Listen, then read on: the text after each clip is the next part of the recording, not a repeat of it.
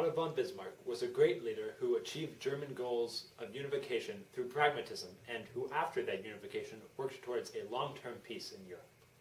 Bismarck first served as the Prussian representative to the German Confederation in a Germany that was very divided. Later, he became Prussian ambassador to Russia and then to France, where Wilhelm I appointed him Prime Minister of Prussia. The great questions of the day will not be settled by means of speeches and majority decisions, but by iron and blood. Bismarck made good on this quote when it came to contested Schleswig-Holstein provinces with Denmark. When Denmark made the move to incorporate these duchies into their kingdom, Bismarck acted. A coalition of Prussia and Austria invaded these duchies and utterly wiped the floor with Denmark. Afterwards, pragmatically, Bismarck gave one duchy to the Austrians and then one to the Prussians. But he had ulterior motives. Politics is the art of the possible. Bismarck saw the possibility of taking these duchies from Austria, and he took it. During the Prussian-Austrian occupation, Bismarck ordered his troops to be as obnoxious as possible to Austrian soldiers. Austria tried to appeal to the German Confederation to intervene, but Bismarck declared that any intervention would violate the 1864 alliance. Shortly after, Austria declared war on Germany. Bismarck once again proved his pragmatism by making this war seem as a Prussian defense against Austrian aggressors. Be polite, write diplomatically. Even in a declaration of war, one observes the rules of politeness. Bismarck understood the value of manners in negotiations and used the lack of them to his advantage in unifying Germany. In order to unify Germany as a whole, Bismarck viewed a war with France as a necessity. In a dispute between Prussia and France over the succession of the Spanish throne, the French wanted Prussia to promise Prince Leopold would not consider the throne in the future, even as he had already given up his claim. The refusal of the Germans was changed by Bismarck to be more offensive and insulting to the French in an infamous report known as the Ems telegram. The French consequently declared war. In the Franco-Prussian War, the superior trained, armed, and led German troops quickly captured Napoleon and his army, securing the capture of Alsace-Lorraine and unifying all of Germany for the war effort. Politics is not an exact science.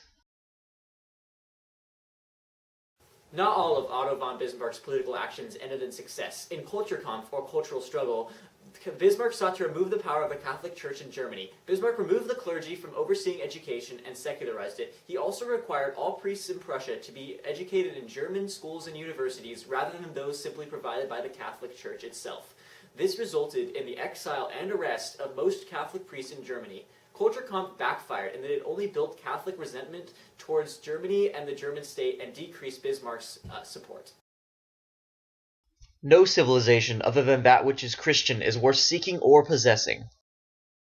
Initially, he rejected all imperialism. He felt that obtaining, maintaining, and defending the colonies would outweigh any potential benefit. Seeing as none of the people in Africa are Christian, he stood firm to his principles. However, in 1883, he built a colonial empire in Africa and the South Pacific. He commonly accepted theories because the public opinion was leaning towards participating in imperialism. Additionally, he could undercut the anti-colonial liberals who at the time were sponsored by the Crown Prince, like Kaiser Wilhelm.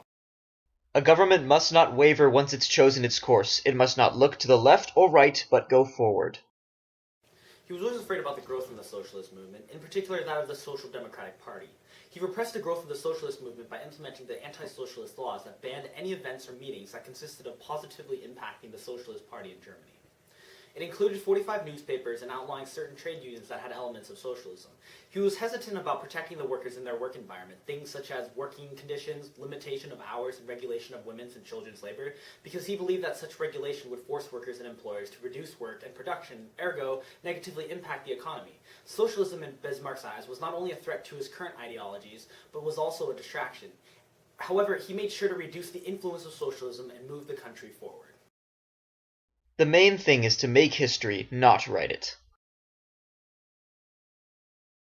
In the 1880s, his social insurance programs were the first in the world and became the model for other countries and the basis of modern welfare states. He introduced ideas such as old age pensions, accidental insurance, and medical care, and unemployment insurance. At the time, he was trying to reduce the outflow of immigrants to America, where wages were higher, by providing benefits such as welfare to the public. Bismarck focused on positively aiding his country, but helped shape history by creating the Western welfare system in the process. People never lie so much as after a hunt, during a war, and before an election. Bismarck's resignation was forced by Wilhelm II when he used a minor domestic policy dispute as an excuse to dismiss him. Otto von Bismarck was a strong leader that pragmatically used alliances and events in Europe in order to unify Germany over the course of his career. The fact that he stopped his wars once he had achieved the Germany that he had envisioned showed that he wanted a unified Germany and a peaceful Europe.